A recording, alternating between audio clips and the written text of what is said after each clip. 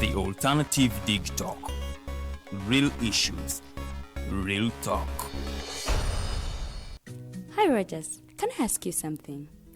Shoot. What does corruption mean? Well, summarily, corruption is abuse of public power for personal gain or for the benefit of a group to which one owes allegiance. For example, when a public office is abused by an official accepting or soliciting a bribe. By the way, private people can be corrupt too, like bribing police officers to escape fines. Okay. So exactly how does that concern me? Well, do you pay taxes? I guess, yeah. What does that have to do with this? Everything. Because those taxes you pay are supposed to facilitate services you use, like water, electricity, roads construction, medicines in hospitals, name it. Okay, that is much bigger than I thought. But it can be stopped, right? Well, yes, it can, although it may not be as easy as it sounds.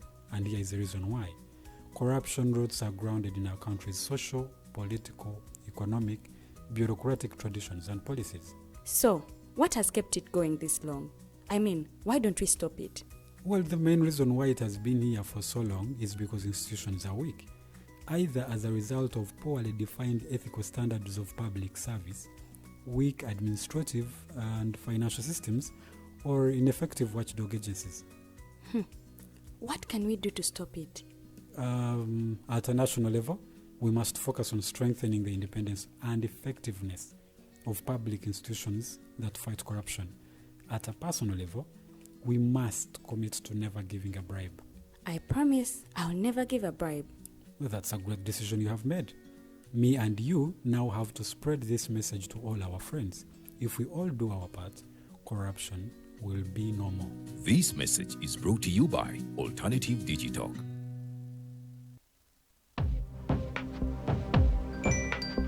Go to the church, though. Tawali man, what's up? Man, can you imagine people just dump everywhere? Someone drinks water and throws the bottle wherever. Come on, Rogers. What else do you expect people to do with an empty bottle? Simanye now, recorder. Did you know that plastics take at least 450 years to decompose? What? That's a long time. Exactly. Because plastics are made out of a lightweight and flexible material that doesn't decompose easily. And plastics everywhere in the environment cause plastic pollution. What is plastic pollution now? It is the accumulation of plastic waste in the environment, like bottles, polythene bags, straws. All of these contribute to plastic pollution. I have been using them without knowing their effect. Yeah, a lot of people have. Plastics are a danger to the ecosystem, both on land and in water. So how can we overcome this problem? Is there something we can do? Oh yes, we can reduce by minimizing the use of plastics, reuse by repurposing them, or recycle by collecting and processing them into new products. Everyone wants to change the world, but no one wants to change themselves for the world. How about we change our habits for the world? And it starts with me and you. This message is brought to you by Alternative Digital.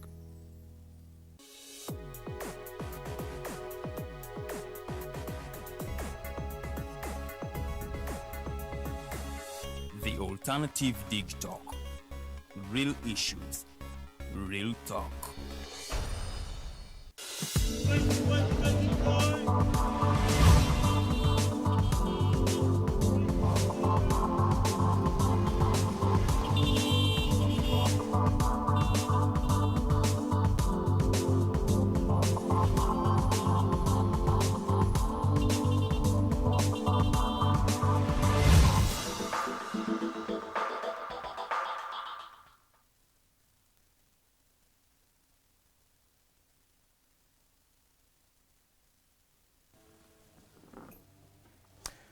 Good morning and thank you once again for being part of us. This now is the Mighty Drive. I welcome you from the Mighty Global News Updates, a moment where we were taking a close look at what's happening in our country, Uganda, what next, even outside the country, Uganda, of course. Now our guest will be joining us shortly. I'm Kenneth Rwemirembe. If you're joining us for the very first time, and we believe you're enjoying these conversations always. Here we prioritize matters of national importance, and if this is something you love, please feel free to share this conversation to a friend. Now, as a rule of law continues to be a challenge, or even continues to lack space in Africa, several attempts have been made to make sure there's a rule of law here and there. Several platforms coming out to make sure there is at least some sort of freedom that now Ugandans or even other people in Africa can enjoy. But there's a threat which is now being military coups taking over in Africa. Several coups have been happening in our countries here in Africa, here and there, which is a threat, a major threat to now a rule of law. As these coups come in place, they now topple governments, elected governments, governments by the people. Now these military regimes come in with now strong rules here and there. Now following the incident of that is happening in Guinea-Bissau, where the military has taken over the country. After 2 people in the race, as I showed you in the updates, they were over 11 people in the race, but 2 of them, of course, the incumbent and now the top opposition figure there who was in the race, they had declared themselves winners. Before the Electoral Commission actually had released the exact results. The results were supposed to be released today, but none of these 2 had waited for the results. And now the military, after realizing maybe that gap, decided to come in, take full control. Bullets were heard outside the presidential palace. The military were now taking over, and as we speak, the government of Guinea-Bissau is under military rule. We don't know when now fresh elections will be held. Of course, after these military leaders came and took over, they said everything that was done by the Electoral Commission had to be nullified, and that they were not going to accept anything from the Electoral Commission, that the election was not free and fair, and that they were not going to accept anything that happened in that particular area, as you're seeing on that screen. Of course, several people are now in tension. They don't know what next. They do not know whether this military regime coming in will now give room for democracy or even allow the Electoral Commission to conduct fresh elections. Some of the opposition figures in the country had been denied participation in this election. They were denied their rights to be part of the election. This has been the trend here in Africa, where some of those seen as a threat by some political candidates or by those in power have always been in jail. As we speak in Tanzania, Tundu Lissu was detained following some misunderstandings between him and now the Electoral Commission there. He was agitating for electoral reforms, and now he was put in custody, leaving room for now Samia Suluhu Hassan to now win with a landslide victory. That was the moment now there here in our neighboring country, Tanzania. Of course, main opposition figures being detained. The same now had happened in Guinea-Bissau, leaving now room for probably a military coup, and there is now a continuous decline of rule of law here and there. And that is one of the topics we will be discussing with my guest if he does come in here. Of course, he's about, we shall be getting more information, but we believe he's on his way coming in here. Of course, you asked to give in your opinion. What do you think of these military coups that are happening in Africa? Who is to blame? Do we say that the leaders in power are the problem? Is it our military that is indisciplined and not patient? Why do we have to change government in that way? Because these coups are not happening for the first time. We had one in Niger, we had one in Burkina Faso, Sudan, Guinea, Mali. Here and there, military coups in Africa are no longer news. And now this is a very great threat to rule of law. As I told you, after these military officials or the military regimes have taken over, they abolished the parliament, they established their own rules.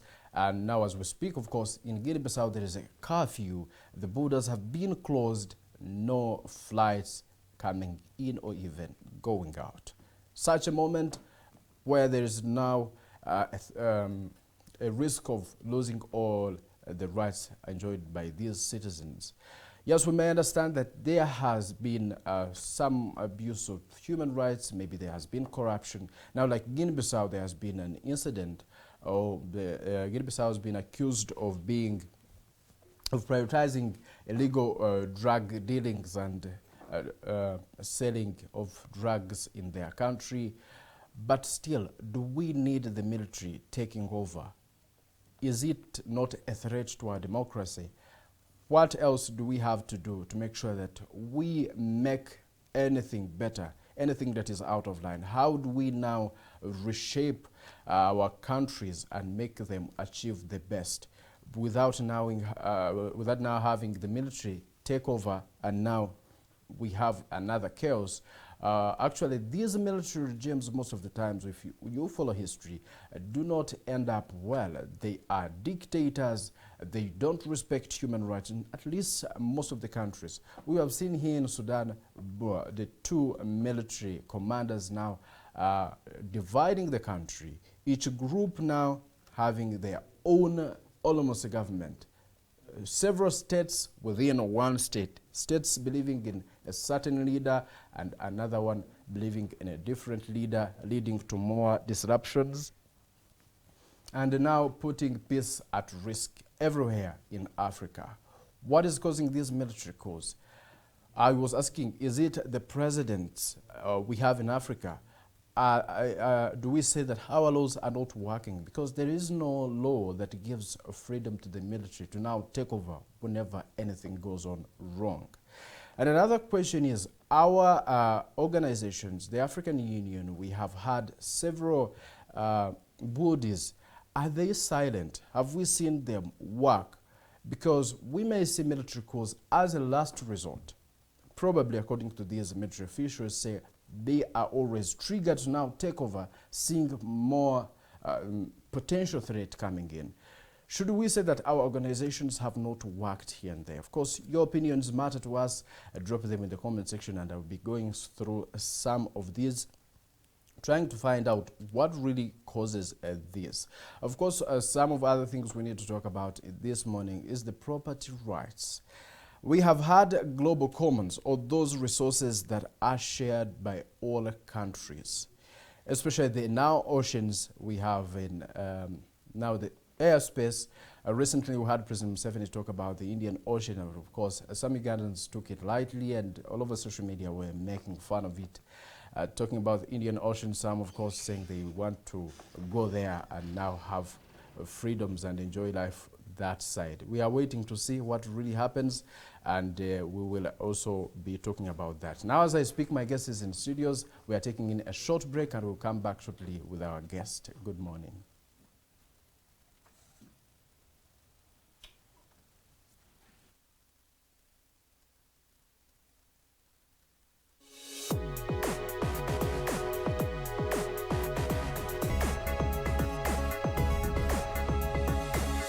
The Alternative Dig Talk.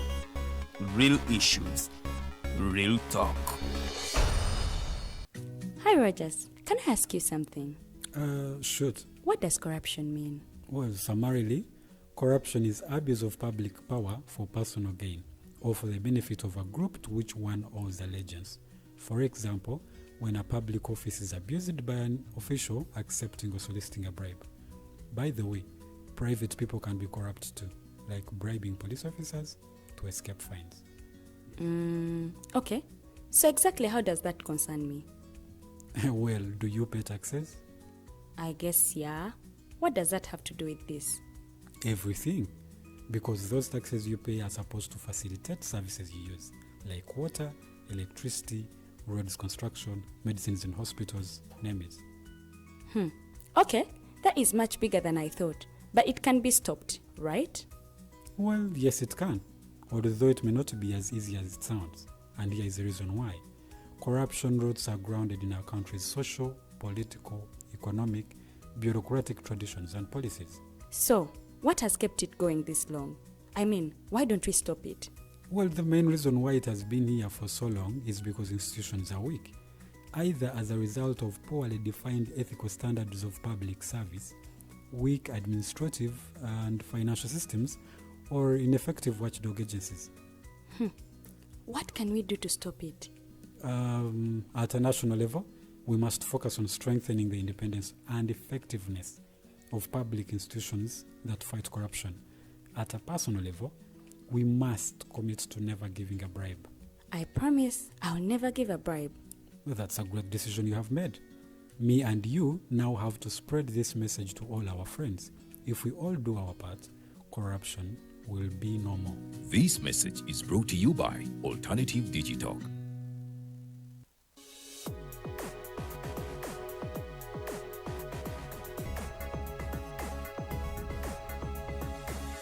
The Alternative Dig Talk. Real issues, real talk.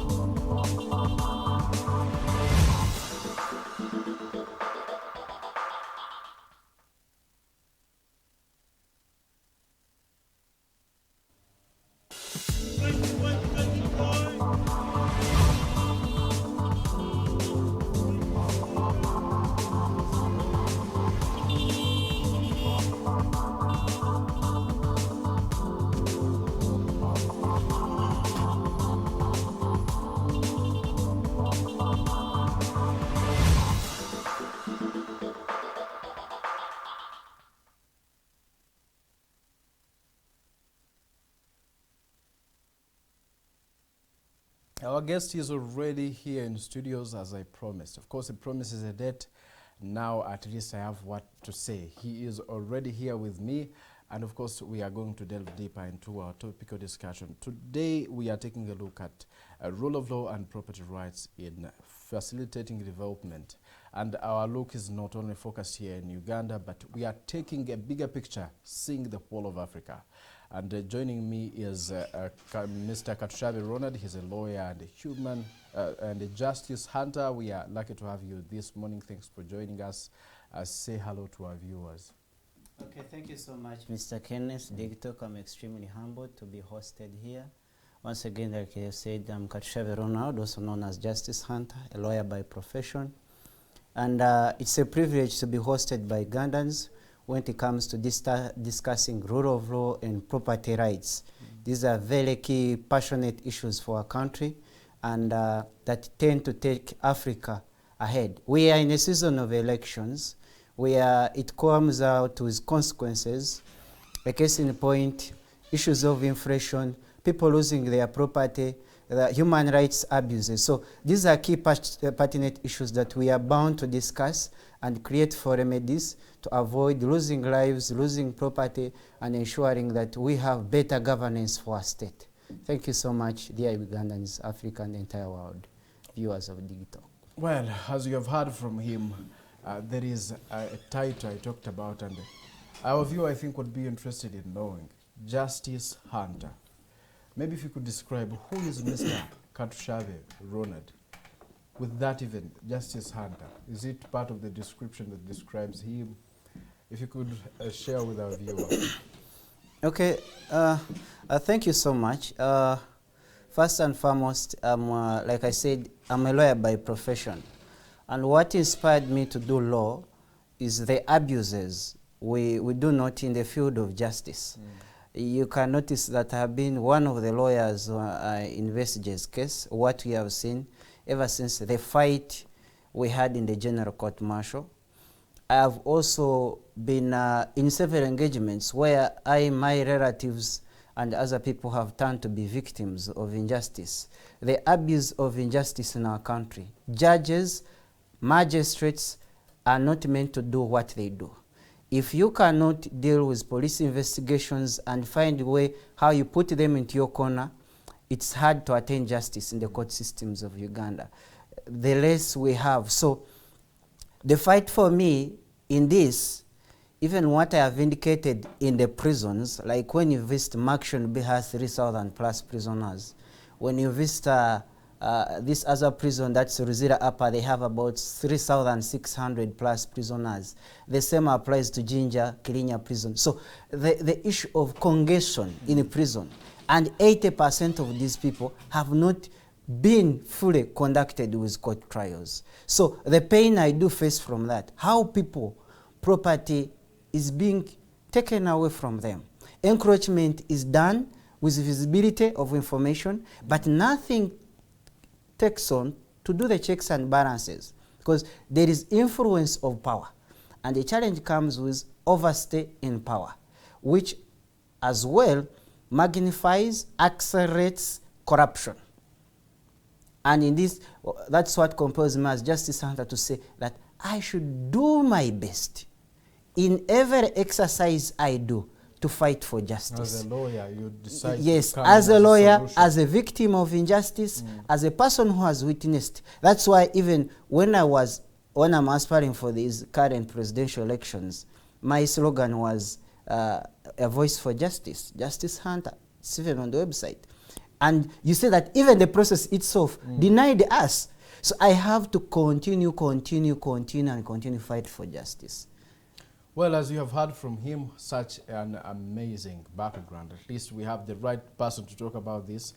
And of course, our viewer, you're always part of this conversation, and we prioritize your needs. That's why we urge you to always drop in your comments and ask questions or even submit. Be part of this conversation. Across all our social media platforms, this conversation runs. And if you love matters of national importance, please share to a friend, such that at least we can have this amazing information together, as well as this great knowledge. When we talk of property rights and rule of law, maybe someone out there may not clearly understand it. As a lawyer and someone who has at least had experience with this, how would you describe rule of law? How would you describe property rights for the common Ugandan out there to understand? Okay, thank you so much. I will start with the clear phrase of rule of law itself. Rule of law is all about, in the unbalanced understanding, doing things in consideration or in accordance of the law. So you let the law be the superior. You follow this law. When you look at the elements we do so much consider when it comes to practicability of this, is that everyone has to be equal before this law. It has not to be because you are so and so, you all have to be treated equally in this kind of situation. Another thing is presumption of innocence until you're proved guilty, unless you yourself, you are pleaded guilty if it comes to cases of trial. Before that, you're still innocent. You're still innocent. Then the other thing is that you are all subordinate, all fall under the supreme law of the country. That's the constitution, which we normally refer to as the grand norm. So those three elements in the consideration of rule of law have to be there. So if you're dealing with property rights, that when you're dealing with property rights, as you the implementers, and where people do seek protection from, you should be in position to ensure that law is considered as you protect these people. Because the first primary duty of state or government is to protect its people and their rights. What rights do we talk about in regards to which kind of property? We talk about economic rights, ownership rights. Under economic rights, we look at the shares, the gains you would want under this kind of property. Ownership, you're taking on, it can be temporary or perpetual ownership. Temporary, like in scenarios where you say leasing property. In scenarios where you see most people here in Kampala are tenants. Then perpetual, you own this property the entire life. You actually at a discretion to pass it to other people because you actually have true ownership over it. And at times, certain people want to enjoy rights like their reputation. Now, we also come to the category of property.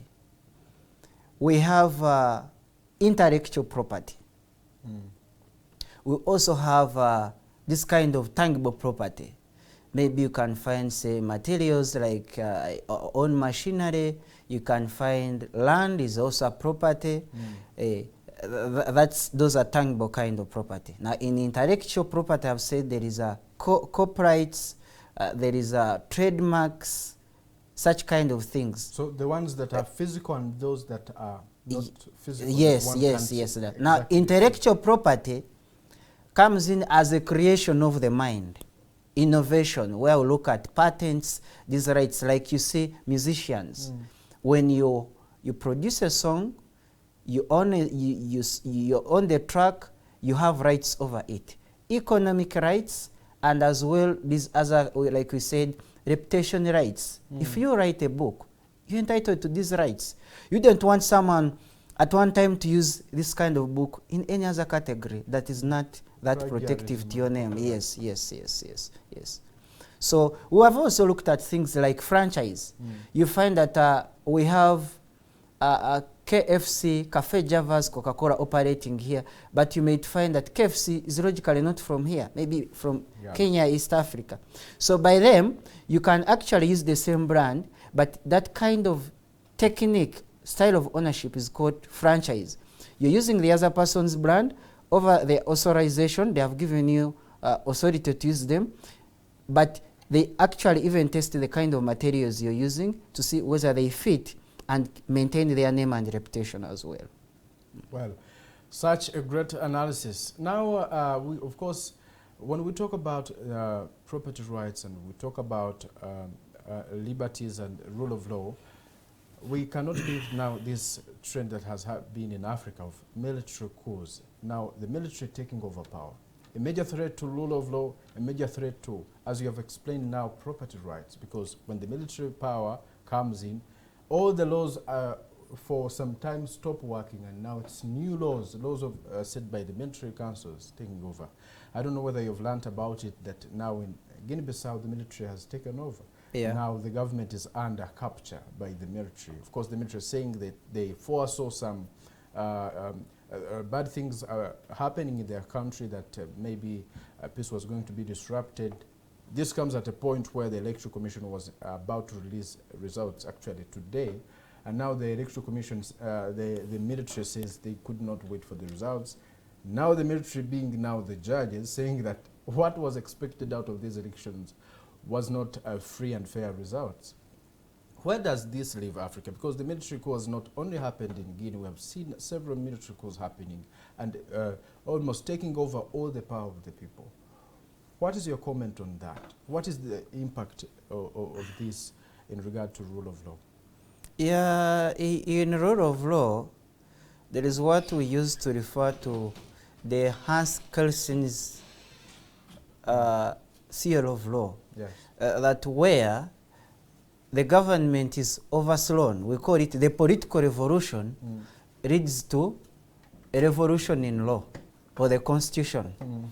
And well, when you look at our constitution under Article 3, says that in case there is abuse to the constitution, people can take on to implement.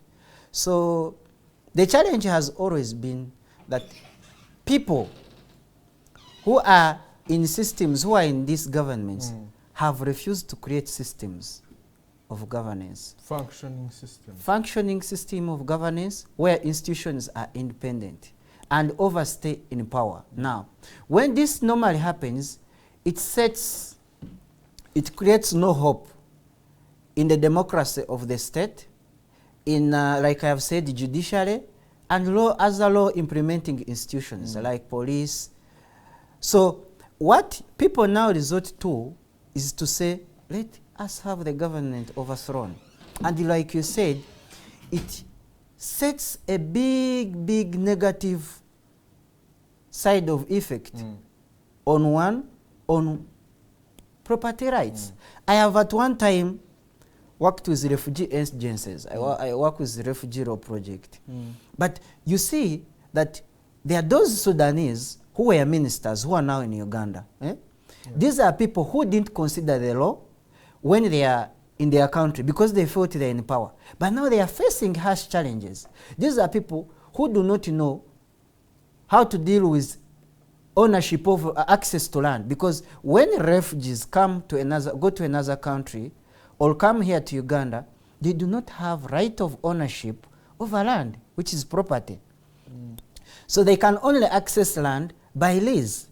So what happens that in such scenarios, you actually lose your property when such governments come in. Now, you find that the people who are in government are now not safer. They seek asylum or refugee in other countries. So they have lost the property. They actually, in the consequence, do lose their lives as they are traveling, and they actually even lose confidence of what is happening all over because of lack of implementation of a strong system and adhering to the rule of law. Because rule of law shouldn't be an observation of only that country. It should be something that can be reflected even to other countries, whereby they actually notify or discover that people here, property is protected according to the constitution. People here, their human rights are respected. If it's court, trial is being done in a speedy and fair way, as quick as possible. So these are demands that actually should be manifested. But as far as war exists, governments do change. It sets most times bad implementations of, say, loss of property, loss of lives, abuse of human rights. And if there is that one kind of challenge, that once you use a sword, you're always ready to die by a sword. So when these governments also come in power by means of a gun, also these governments normally leave power by means of a gun. That's what has happened with Uganda here. Even this Guinea-Bissau. Guinea-Bissau. Maybe we can take a hierarchy and borrow it from India, by then when it was getting its independence, under Mahatma Gandhi. There were peaceful means that were used. And you discover that you not hear overthrow all coup d'etats means of governance in India, because Mahatma Gandhi set a trend. Nelson Mandela set a trend for South Africa. So there is an issue of peaceful means of acquiring power. Those who use machinery, who use military forces, actually find it hard to live. It's a sense of guiltiness. So in the end, they also have to be overthrown. Why do they see it as a threat to live? Why? Is it because of the atrocities they commit when they come into office? Why do these leaders find that, feel like that if they are out of the government, maybe their life is at risk? Or even saying that because for them they see that the people still need them, that if they leave, the country is likely to collapse. What makes them develop such a mindset, in your opinion? You know, it's like a cheating woman. When the husband comes back, she's always angry to create the situation. Anytime they feel they are not safer, she's cheating and is hiding a man inside the house. So that's what literally happens with such governments. One, why this happens is the means they used were not honest and peaceful, and means of violence and a gun. So they are always insecure that actually any person can still utilize the same means and overthrow them out of government. So that's the big dilemma they do face. And because of insecurity and fear, you know, when military, we attain this government by means of military, anytime anyone can overthrow us. So they focus so much on defensive means, on creating fear in people, instead of doing what is right and focusing on peace and democracy, because this would be their better security. But it's hard for them. Should we think that these military regimes coming in, should we think that they come in for the good of the people? Or there are also elements within the military that also are seeking some selfish, maybe they have selfish motives? Should we say now, like this military taking over Guinea-Bissau, we saw what happened in Gabon, it has happened in Sudan. Should we say that these military coups are meant for the good of the people, or they also come with their own motives not to benefit the people? Absolutely, like what you have said, they come in with selfish interests. Now, a test can be subjected to mean that they are actually there for the people.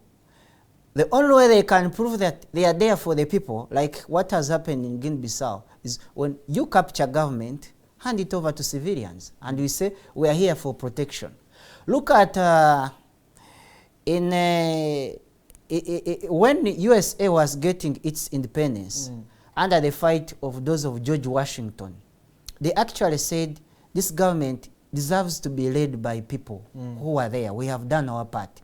And that's what has set a hierarchy and has set a precedent for America to live in the roots of democracy. Unless the other alternatives can be that when attacks are on such person who's heading a state and acquired it by means of military, is not there to hesitate and cause bloodshed. He's there ready to die for the people. Then there is always peace, or it creates a debt for the incoming people to fight for the same. Let me take you to Burkina Faso. Thomas Sankara knew that he was actually going to be assassinated. He didn't object to the same. He was much aware. But for the love he had for people of Burkina Faso.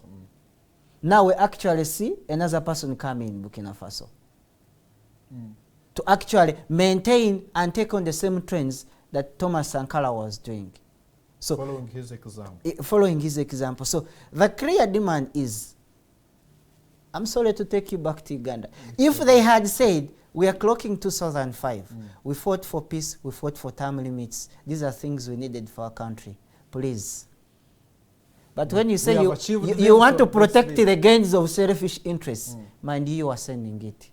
But for the case of Uganda, the government, led by President Museveni, says they have been elected by the people of Uganda.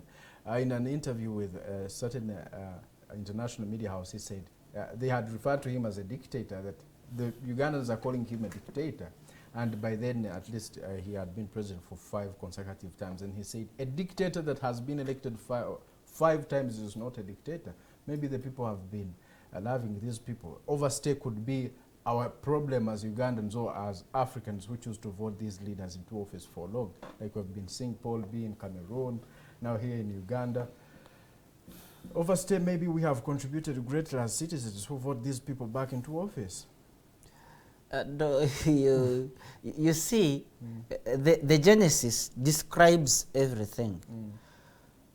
There is a local saying that an animal that can eat the leaves of a potato can actually eat raw potatoes. The issue is the way you start it. If you start by means of the gun, there will always be fear, which shows you have to only live by means of the gun. I said, it's up to you saying voluntarily. Nelson Mandela was being tasked to go on and roll. USA, Bill Clinton was highly loved.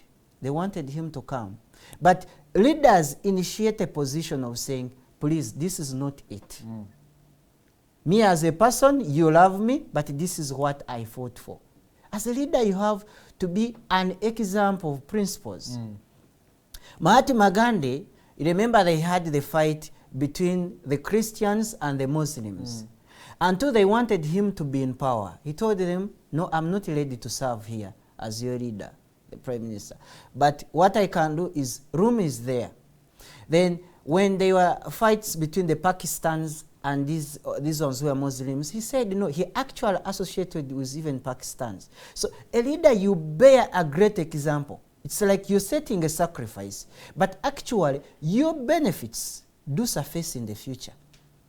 By what you're doing, they do pass to even your descendants.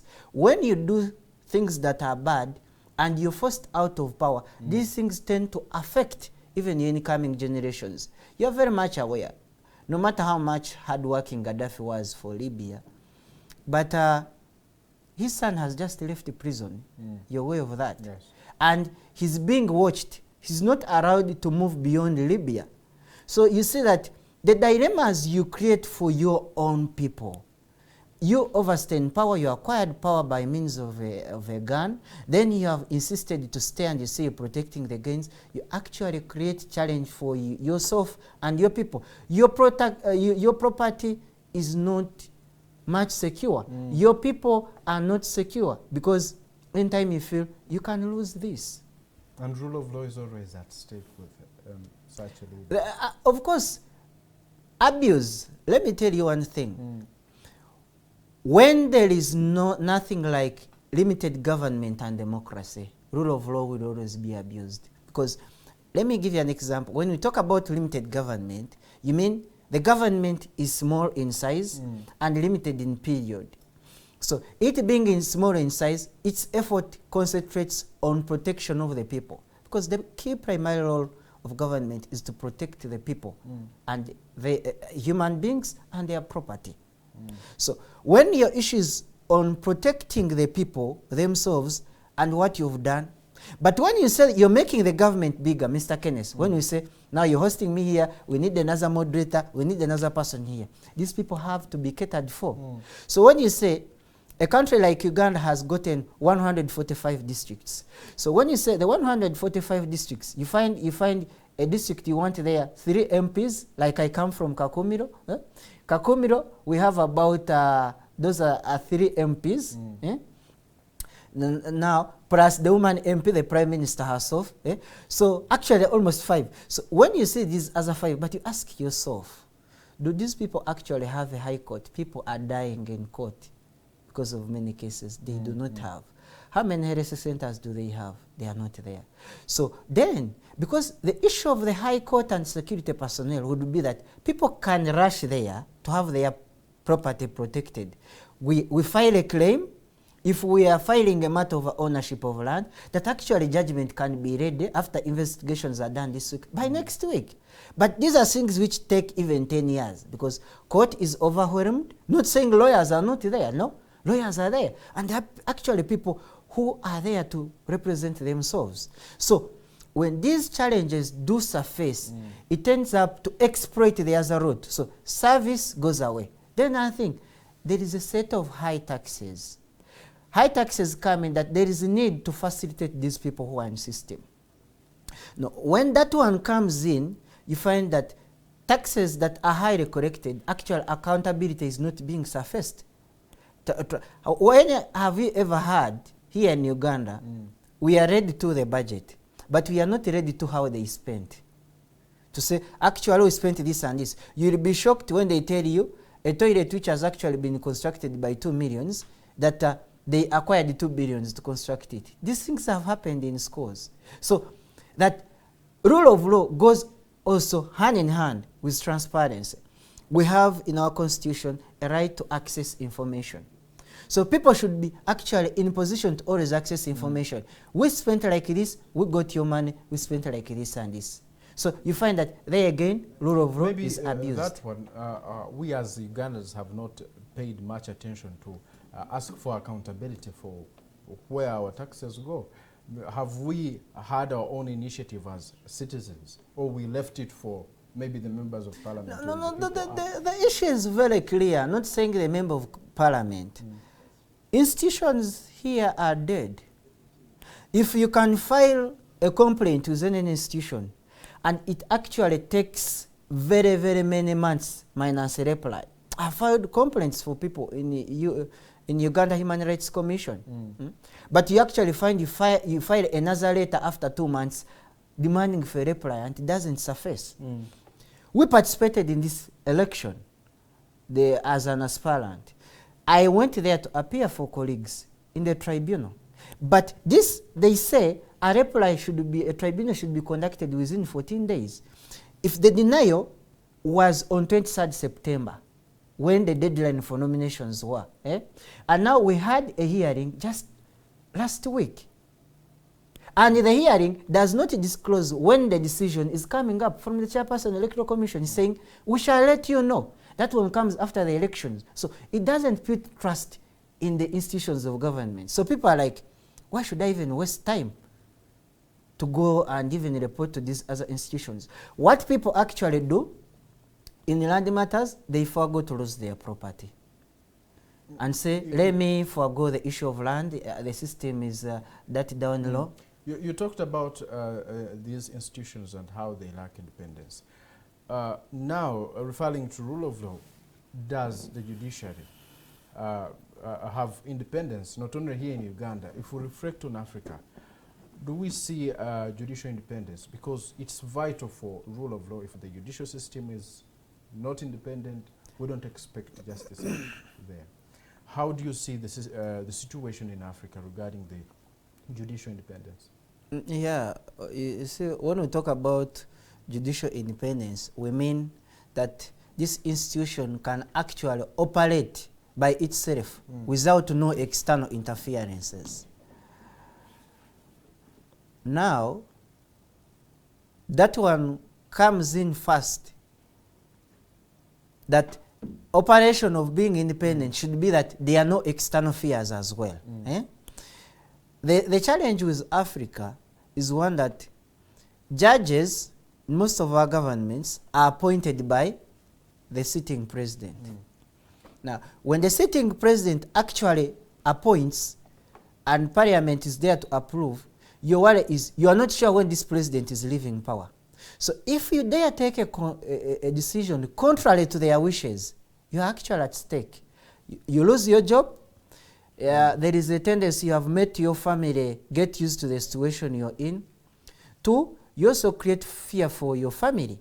So that leaves a dilemma for lack of independence for the judicial sector. So actually you generally find that in countries where democracy and term limits is not in, there is no independence for judiciary. Now, let us look at our neighbors in Kenya. You remember when Kenya judges tried at one time to nullify the election results? But why they did that, they felt they have the autonomy in their independent, in their institution. Because for them, actually, they knew that the president can actually leave. And they can actually have a president in the other party. In USA, they actually know today it's the Democrats, tomorrow it's the Republicans. So I may make this decision against the Democrats. This person won't make any interfere against my family. One, I'm protected. We have a system we have built. But here, even before you take a reading of your file, you are not sure. By the time you're going even to say something, it has been already analyzed. Because judges here, like in superior courts, if you say Court of Appeals starting from High Court, their work is done by researchers, leave alone at times magistrates.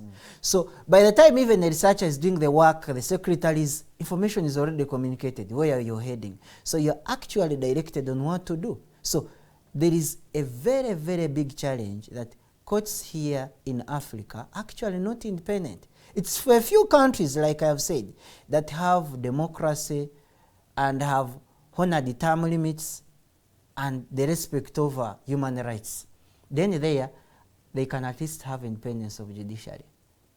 Do we see any need to reform maybe some laws? Because if we talk about rule of law, and now some of the laws we already have, because we would expect to now put those into action, and if some of them are just like that, they give the executive and the president more powers, making him almost above the law.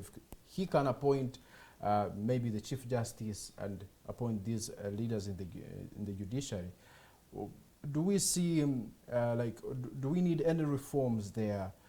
Or there is any other way, alternative where these laws, much as they're in place giving the president powers, at least there is someone out there checking somewhere to make sure that the powers given to the president are not misused in regard to appointing these people? Do we still need such laws in our constitutions as Africa, or we no longer need them and we need reform? The first laws and reforms we do need is that every state in Africa should be looking at the issue of term limits, avoiding the issue of overstaying power. The moment you have that, you have created security of governance for your country, because it makes things go on easier. But minus that, then these other laws will be actually eaten up, will make no sense. Practicability goes on less. You know, one time, Machiavelli, in his book called The Prince, he said that when you fought with certain people, you do not need to let them go away from you. They actually have to keep around you. Give them assignments. Let them work for you. So it creates for you more security. One, you're dealing with people you know. These people are there to do work in position of pleasing you. So win your heart. Yes. So even when one of your relative goes contrary, maybe they are grabbing someone's land, these people should be in line to protect you as a statesperson. But you think of a scenario, They are investigating where a gentleman has killed up people. They have lost their land. And this gentleman, the father has just left power and is not connected to those in power. It would be easy to conduct investigations over encroachment on such kind of piece of land and to give better results, honest decisions on who should be the actual owner of this land. But in scenarios where you are not in a position to know that the person is still actually in governance, as the head of state, it's hard even to conduct investigations. So it really makes it hard. So that's why I say, like, when we have term limits first, because when you see countries that at least have them, there is somewhere they are. That when you have term limits restored, there is that kind of protection, thinking that this one will go away, this one will go away. Then too, it also sets a reflection. Me and you, Kenneth, we cannot be perfect. Even though we might say we all come from the Western, but there is something different from us. If today you headed Uganda for 5 years, there are things you'd love, maybe which I am not aware of. There are policies you do implement as a person. New ideas. Yes, you can say for your sector is in entertainment and actually education. You say, I'm going to change the curriculum and work on the entertainment sector. You have created jobs in 2 sectors. You have dealt with a better Uganda, and you have let people know. Because the first key thing for a country to develop, like Nelson Mandela said, education, education 3 times, is how people are protected in their mindset. How free are they able to learn, and what do they know? And that's why even in the Bible, in the book of Hosea, chapter 6, God said, my people are perishing because they do not know. So when you're in position for you to say, I'm implementing this, as me, Katushabe, will come in and say, okay, you know what? For me, I'm going to work on judiciary, the rule of law, and agriculture. So there also come some person who say is good at military management and what. And that's how those countries do develop. Well, thank you so much. That is Mr. Katushabe Ronald, the lawyer and the justice hunt, as you have heard. And we are taking an insight in the African liberty and rule of law and property rights. This is the Mighty Drive Show, and we're always here Monday to Friday. Please feel free to tap on the subscribe button and join us. If you are watching us for the first time, share this conversation with a friend. Now I want to ask you, Mr. Katushabe, about the regional organizations, the African Union, the East African Community. These things are happening in Africa. We are seeing military coups happening in Africa, saying that there is abuse of human rights, now forcing the military to take over. We have had several issues that these organizations, these regional organizations would be working upon, but we don't see them working. We see opposition figures being detained, and we have not had the East African community talk about that. We have not had any regional organization condemning it. A case in point is now Dr. Vesges in jail. He was got from Kenya, abducted from Kenya, and everything is moving smoothly. No one is condemning this. Do we think that these regional organizations have been beneficial in promoting rule of law? Because the same is happening in Tanzania. Tundu Lissu was arrested, giving room for now President Samia Suluhu to win with over 90%. Do we see the impact of these regional bodies? I think I can say maybe these organizations actually do not work. They are a design of a dog, but without teeth and cannot bite. Even barking, do they bark? They do not bark. Have you heard anyone talk about the Vesges issue? They do not bark. At least they would say a statement. Statements are only coming out from law societies, East African Law Society. That's why we have been with the Senior Counsel Masa Karua. You'd see the American Legal Society showing up in UK. These are other kind of societies showing in as civil societies. But you actually see that these East African corporations There's nothing they are doing. It's like telling witch doctors to gather and construct a church. So, because the means these people acquired government, these are the big questions I told you, the initial stages used.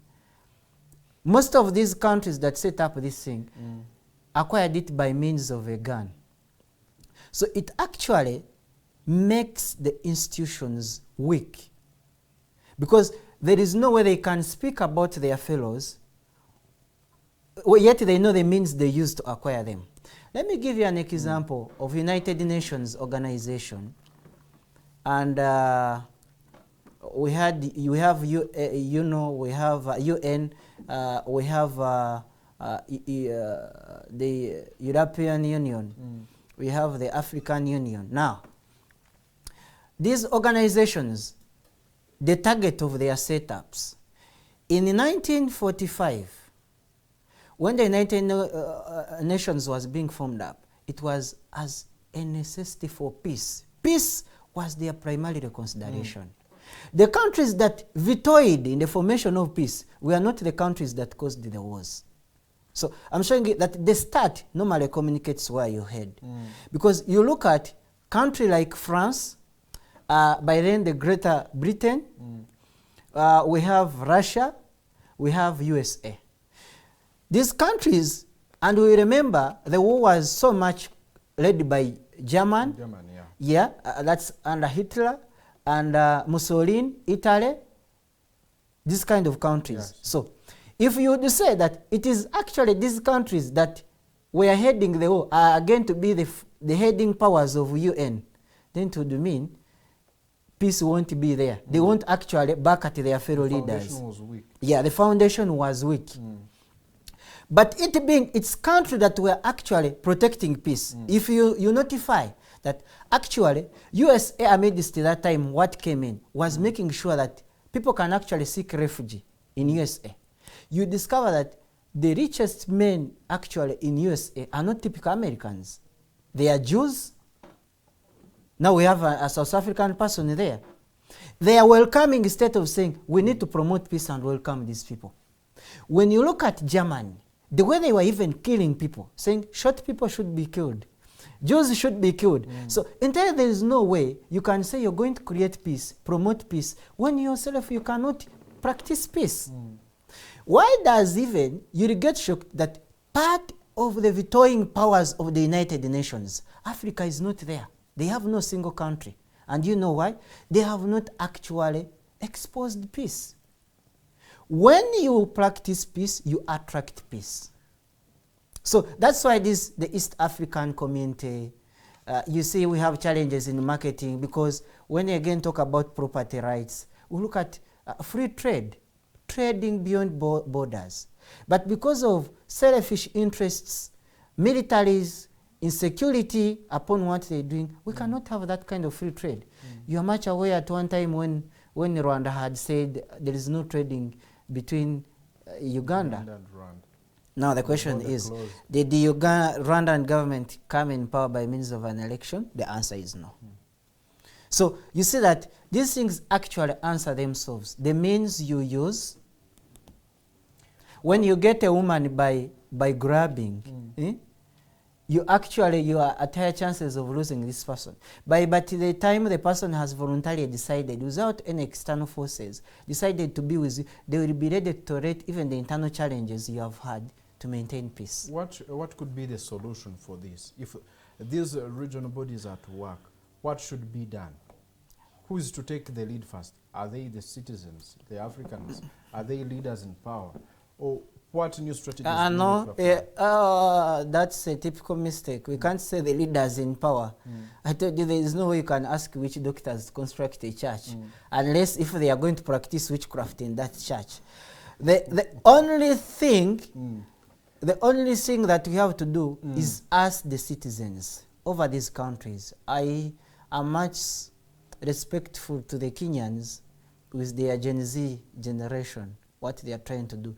I had an interaction with one Kenyan who was like, may his soul rest in peace, Raila Odinga. They were telling me, we don't care about what the elders are now telling us. We are now concerned for our own Kenya as us, the young people. So it means it's us to take initiative, come together, set an example. And it has to be a traversing, that when one country does it, if we are to help Africa, that we citizens, it motivates, tend to be supportive. Either can be by means of technology, or it goes to other countries. So when it starts from Uganda and it goes to other countries, like that, just like you see independence. When countries all over Africa were fighting for independence, it started by one country. You'd hear this one, 1960. 1961, 1962, 1963. So it kept on moving. It's a cycle. Learning from each other and helping each other. Learning from each other and helping each other. Yes, yes. And that has to be a collective support of citizens acting in the modes of activism. Leave alone these bindings of political parties. They actually do divide us. If we put ourselves to one, human rights, look at activism and the betterness of our country and Africa. That's the better pillars that can take us forward. Is the environment fertile for such? Because we see abductions of people who come to talk about some of the things, some activists being detained, some actually up to now still missing. Is there a peaceful environment for such in some countries in Africa?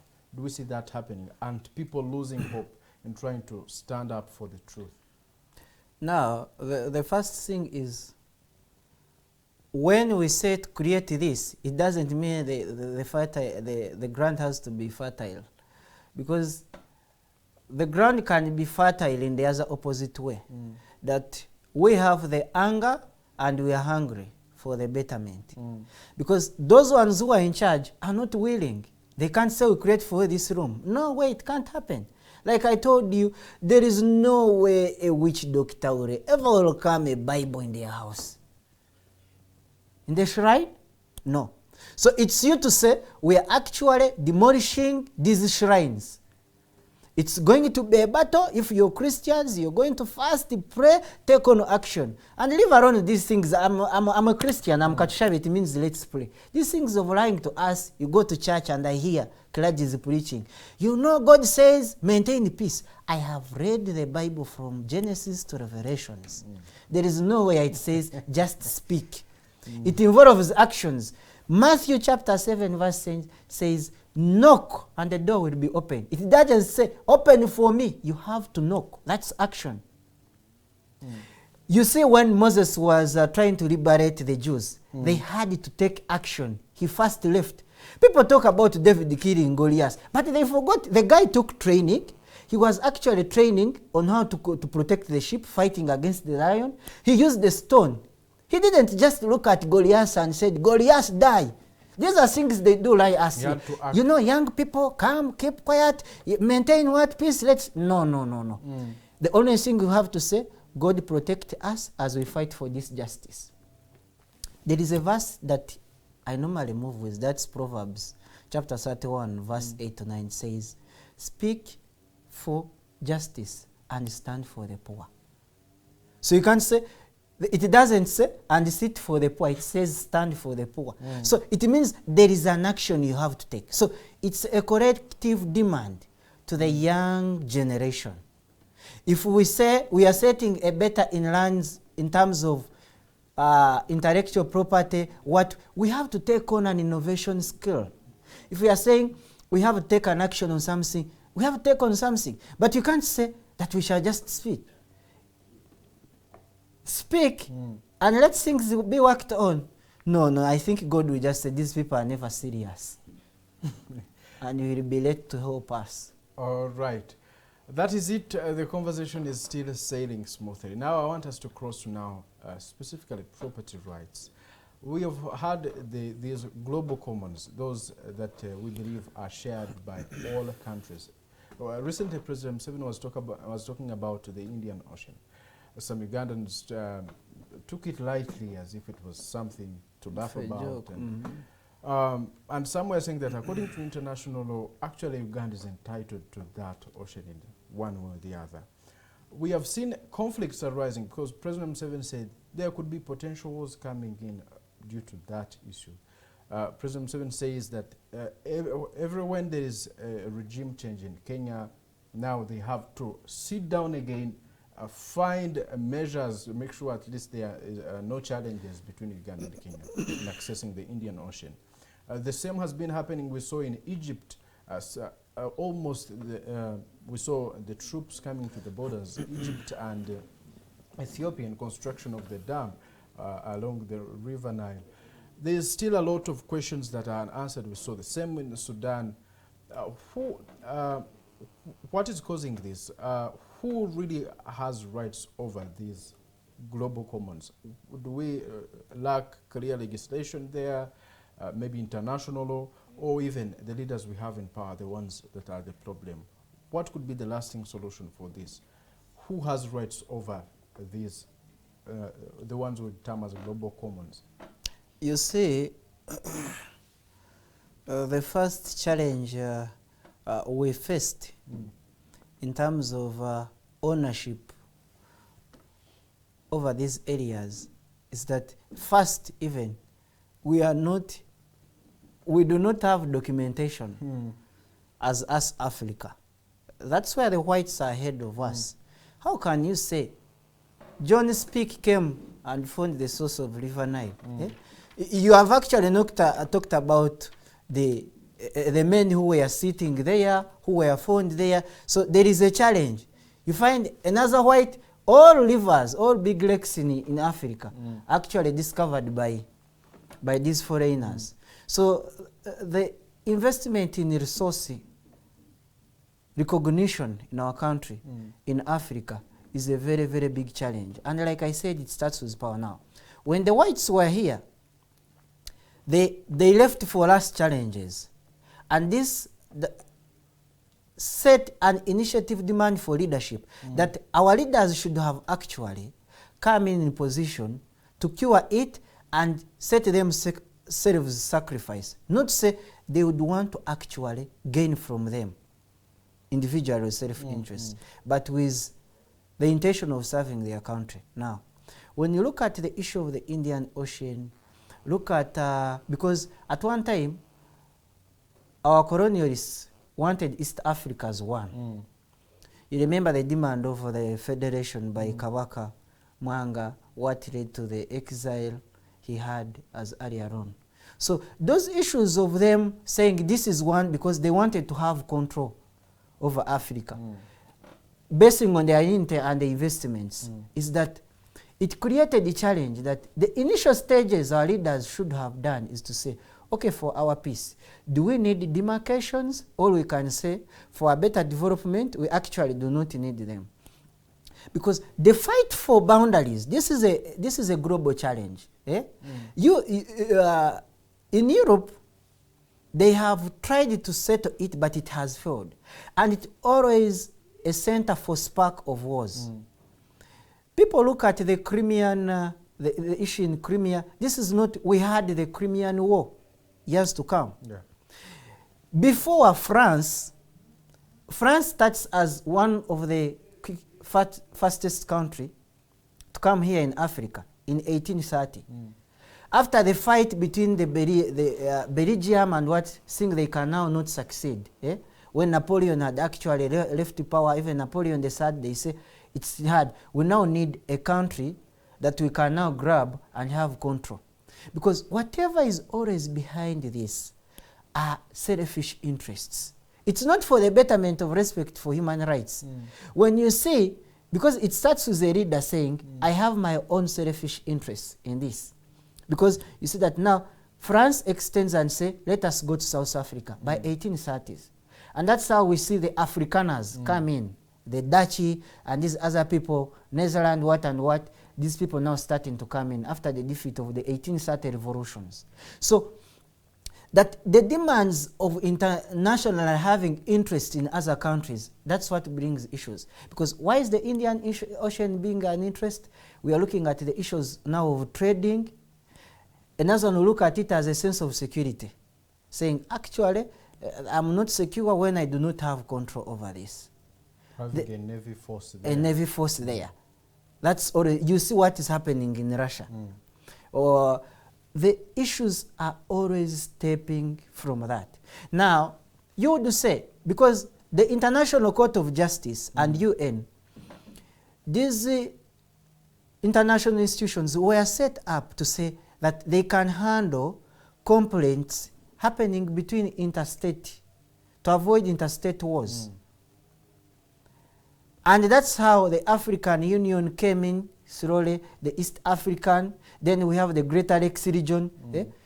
That these institutions should be there to actually honor the same. But the challenge is, like I've told you, when leadership is not gaining the honest way in these countries, there is need for selfish interests. So it is hard to observe these things for the common good. Because the first thing to look at is the Indian Ocean should have been. We are looking at the cross-border market.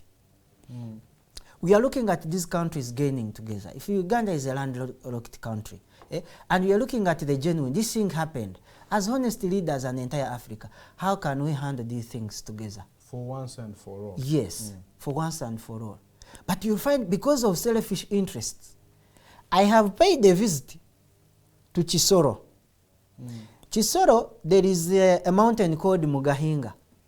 It neighbors Rwanda. But if you had studied the interests behind that mountain, my friend will say there is still a lot of fire coming up. So there is always that issue of saying, if we do consider one as Africa, if we are saying Africa should actually become the next superpower of the world, producing the next superpower of the world, we should look at avoiding wars over these international bodies.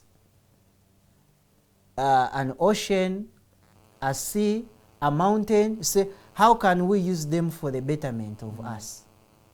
My colleague, a fellow lawyer who works with Isaac Semakade, has been in those countries of Germany and what? He said, here, you say a border, you're like, here, there is nothing, you just cross, you're here. But when you look at us, the interests here in Africa have really killed us.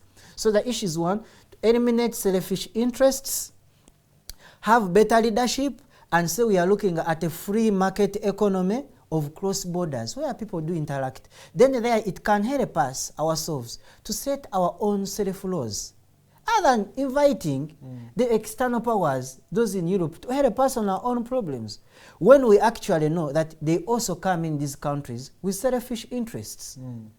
So if we are saying we want to help our own Africa, our own leaders should eliminate the fact of selfish interests. Then look at what helps the entire people in Africa. Look at the cross-border market. Look at the respect for human rights. And then say, okay, we can have laws that protect us. The laws should not come in to limit us. They should say, actually, when I'm going to Kenya, I have a protection over my property, I have protection over the sea, I have this and this. Because in the end, what brings in these fights, dear Kenneth, is selfish interests. Every country wanting to benefit alone from these resources. Where does this leave us as Africa when we are even having attempts to bring Africa together and have a united Africa? Now starting with East Africa, with attempts to make sure that East Africa is one country now. Where does this leave us? Are we close to achieving this? Is it a dream that will always be talked about in history, that there were attempts to achieve it? Do we see any possibility if challenges like these are arising and we still have some selfish motives behind? It doesn't take us anywhere. It actually attracts more challenges. You see, when you look at a battling family, when they start saying, this is my property, this is my share, it's just like when you're walking and you step on someone. That person has not moved, you have as well not moved. You all keep stagnant. But if you say as a family, it's okay, we are looking at the betterment of our family. You are good at this, I'm good at this. If it's an ocean, okay, for you, you are good maybe in this kind of technology. For you, would want to use it for this. For me, I would want my people to do this and this. Right. That one would make things much easier. But when you start saying, but you know, actually, it's me owning this piece of land, I also own it. Now, when you're fighting for this piece of land in a family, you file, say, a suit in court. If you're lucky enough that you have not had fights, because some have fights and they resort to killings and loss of property. And these challenges can not only be at the family level, they can actually go extreme, even to the international level we are talking about. That now we can look at interstate wars, one. Then we can look at hatred between countries. If I had, I was now free to trade with a Kenyan, what and what, now if I say, home first. Now it creates a lot of mistrust, and there is no development at all. Like in a home, when you say you have filed a suit in court, court gives you an injunction. No one is going to use that land. Now the question is, none of you is still developing. You find even your father will pass on, your mother passes on, you're still fighting for the same property. So by the time your descendants come in, they are even not aware of what they are fighting for. And in the end, it is even taken up by external people. So we should start saying, you know, whites are interfering in our country, it is us who is giving them room. Africa is the richest continent. Richest continent in terms of what? Minerals. But it's so painful that countries actually with these minerals are the very poorest because of leadership and selfish interests. You have seen DR Congo. Should be the richest country, it's the richest country in terms of minerals, Africa, but it is actually the poorest. There was a finding out that Belgium is one of the highest trading country in terms of diamond, marking the second years back. I don't know whether it's the position now, but you would find there is no source of diamond in Belgium. They get it from Congo. A great concern. Yeah, there is a mineral of cardiac, the one that is used to make helicopters. These things come from Congo. So if the leaders do not look at the issue of saying we are doing it for our people, then these stupid things like what Mobutu Sese Seko was doing in Congo, you want to have everything in your house gold, you want your children to study in a day school, go to France, attend classes, come here, day scholars. That's the problem that has killed Africa. Instead of saying, well, it's for the entire Africa, for our people. Do your leadership. Leadership is all about a clear definition and ordinary one. Establish challenges, create solutions, and bear sacrifice for your society. There have been allegations that even the international community has been part of disrupting peace and prosperity of some of these mineral-rich regions, especially in Congo. There are also allegations from the very African countries, like they are saying Rwanda is part of the rebel, is supporting the rebel groups. They are the M23 rebels. Of course, the M23 are saying they are Rwandese, but of Congo origin. They are Congolese as well. They also want their rights. They are entitled to Congo. And Rwanda says they are not supporting these rebels. Of course, there are allegations that some countries in Europe are benefiting from this state of instability in Congo, and they benefit from these minerals, and even some other mineral-rich areas in Africa. Do we see any possible solutions for that? Because if, due to selfish interests, like you said, if some countries, even the international community, having now selfish motives in these countries, sponsoring terrorism, which is a fertile ground for now exploiting these minerals, do we see lasting solutions for this, or we are likely to stay bound in this situation of restlessness, abuse of law? The lasting solutions come in as well, first that recognizing there is a challenge. First dealing with that challenge, and then the solutions can be there lasting. Like I said, if the standard of leadership here is that we need to create better countries, because these external or the white countries we are talking about, they take advantage of the weaknesses inside. If you had a family and all your children believe in you, say if it's a monogamous family, it's always hard for the external people who are fighting you to sponsor one of the children to cause chaos in your home. Whenever they come, you're united.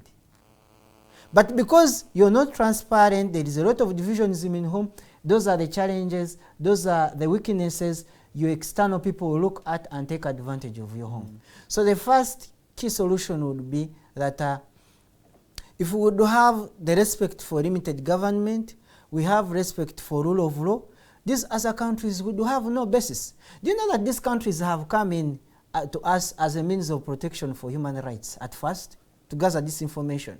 Because it starts by first gathering this information. They don't happen to know about the minerals in Congo, minus coming here first. The issue is, if they would come here as tourists, it would be okay. But when they come here intent of helping and happening to know the weaknesses we have, then they say they actually have these loopholes. We can set our basis by funding terrorism.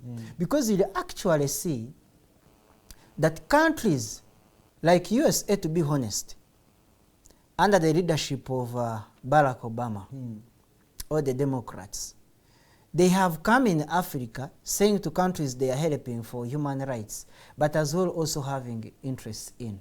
Because one, as another capitalist style, is that you can only sell guns when you also create war. You saw that simple clip. If the younger boy wanted to get more windows to work on, as the father is a carpenter, had to shoot stones over the glass windows. And then the father would work over the same. To create that Yes. That's why we actually have viruses. They create viruses and actually create antiviruses. That's the only way you can make money. So we actually have to study these measures and say, you know what? It's us giving these people room. When you beat your wife and because maybe she loses an eye or tooth, the preparation over this thing, you're making money for a doctor. So if I'm a doctor, you never say a doctor is a counselor telling you stop fighting. A counselor has not to be a doctor because they will be losing on money. So you fight, get injuries, come, they make money. Equally to a person who makes coffins. People who make coffins were so much in the COVID season. You find someone said, I really made money in the COVID season. This was my best period. This was my best period. So you see that we need to study these kind of situations and say, the preventive measures we do set is that let us have a limited government. Let's have respect for rule of law. Let us protect people's rights. When we do these things, then we have actually can set a command for the other countries. You look at the most peaceful country, Switzerland. Have you ever heard of any civil war in Switzerland? No. It has set its own pace. You'll actually find there was in USA, there was trying to, to be encroached on USA, there was trying to come to the borders of UK, but you cannot find a war in Switzerland. They have studied the art of peace. This is where security officers do not move with guns in public. But the question is, they have studied the art of peace. I even look at our villages and say, these are the first civils we have in our country. The man is saying, promote peace, God is good, but they are holding guns. The ones protecting them are having guns. So I wonder, what kind of peace would want to sell? What kind of attraction do we sell when we are not doing what is right? The solution is simple. Do what is right. Africa will be secure. Development will come.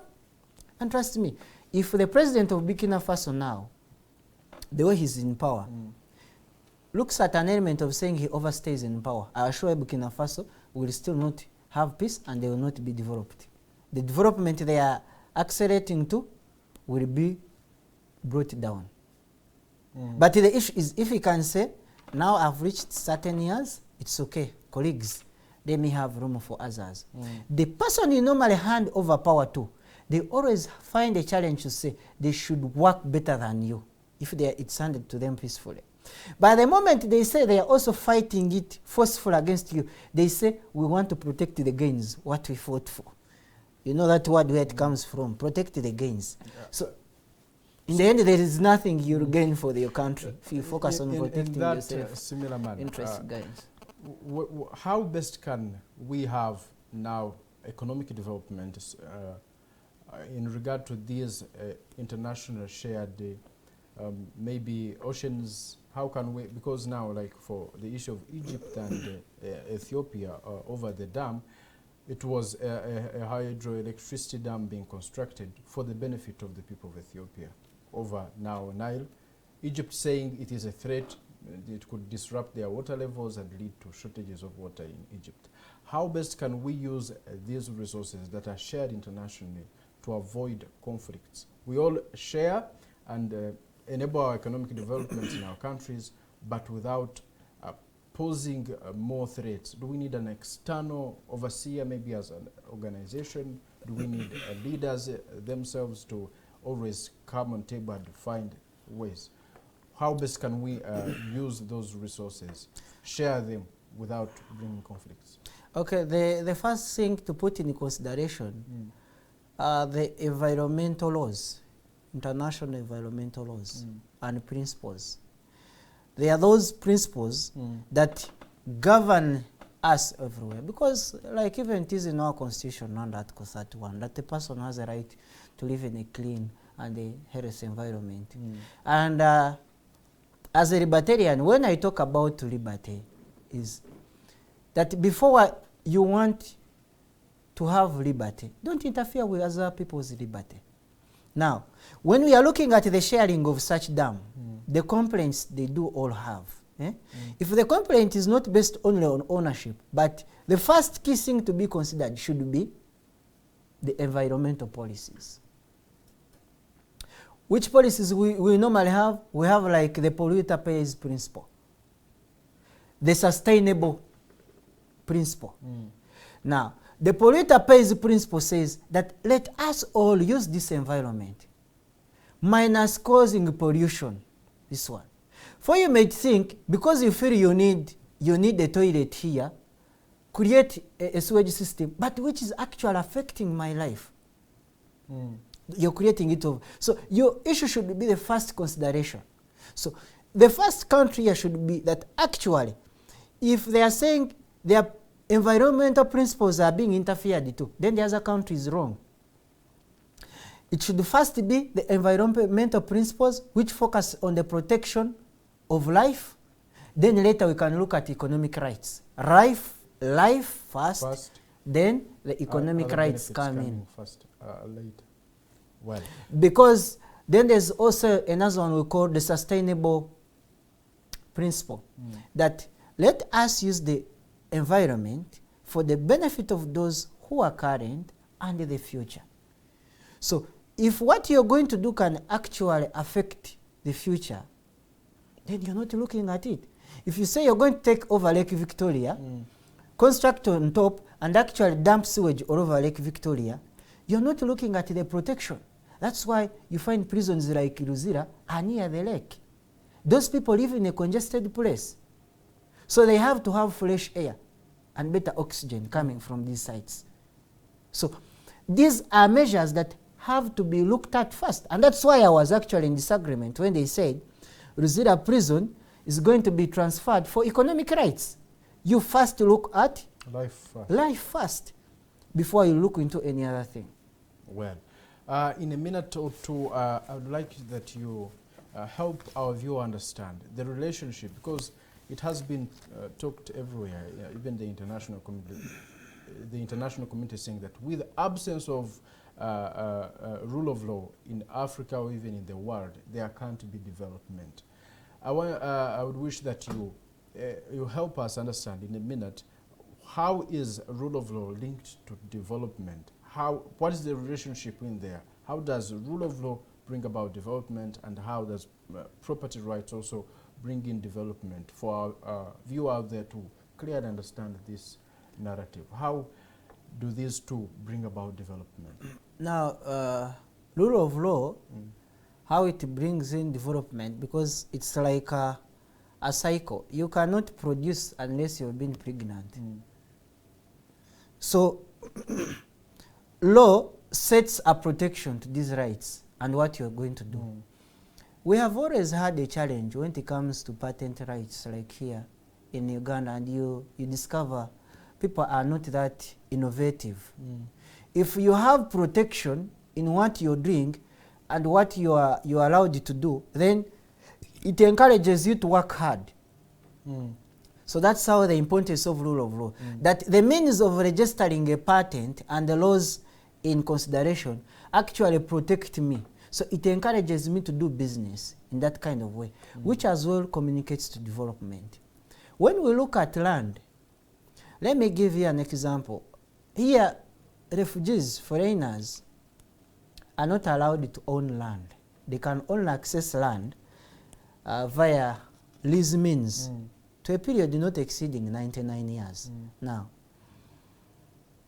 then for a public land, it's all about 40 years. So, such a person normally has gotten fear to establish a structure that can exist for 200 years because they know at a certain that time. is longer than in the contract.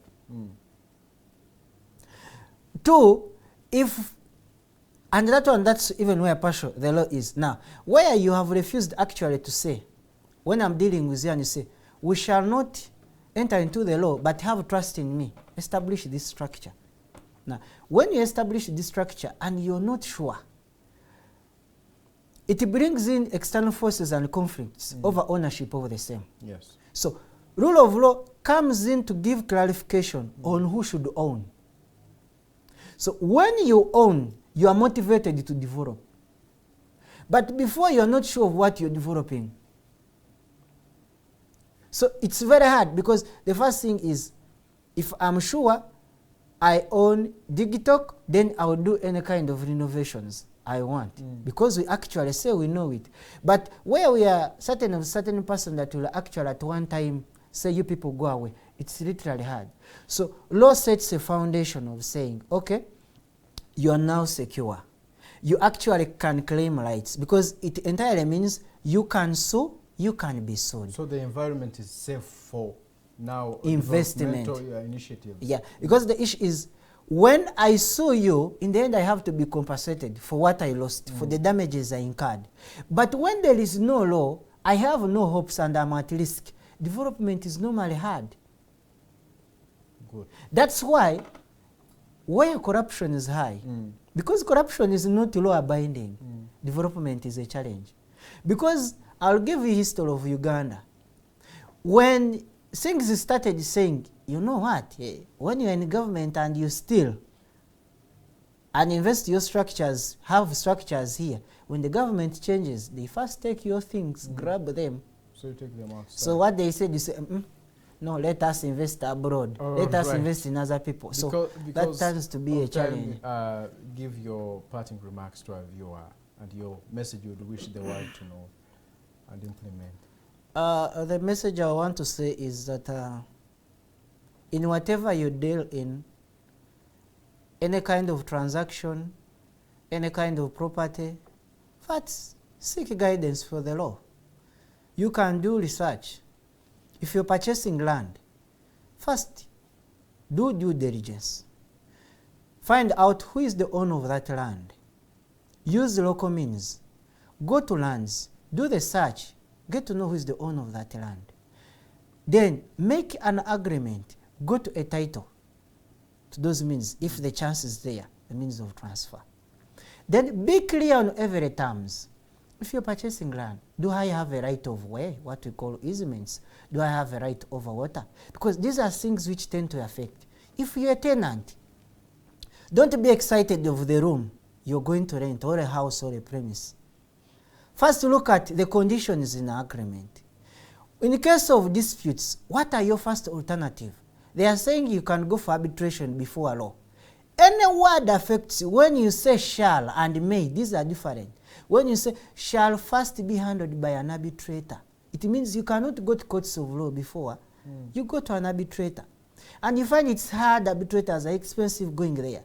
So you can say, maybe we shall, maybe a mediator, then courts of law. So these are key terms to consider. Don't be excited. Be careful whenever you're dealing with research.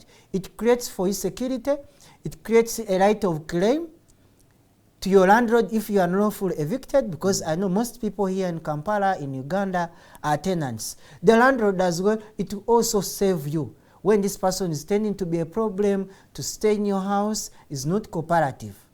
Actually, even in business, everything, it creates for you security, a right of claim. So follow the law, make contracts, don't be excited to work casually, put everything into writing. It gives you evidence and how you can actually claim and keep standing for what is right. To the young generation, fight for justice. Don't speak and say we are praying to God. Don't drink alcohol because we feel it's the only way. You have given up. We have to give on fighting, keep on fighting until the way is open for us. Thank you so much. I can't add in any other word. Thanks for being part of this conversation from the very beginning of the Mighty Drive. And this show will still be uploaded on our platforms at the Alternative Dig Talk. You can always watch it anytime you feel like. It's been an amazing conversation. Thank you so much, Mr. Katushabe. We have really learned a lot, and we are humbled to have you. And even your grandchildren will get to see this message forever. So that's a brick you're putting on the world, because the conversation has been for the entire continent and the world. Thank you so much. I've been Kenneth Romile Basimbira. See you some other time. Good morning.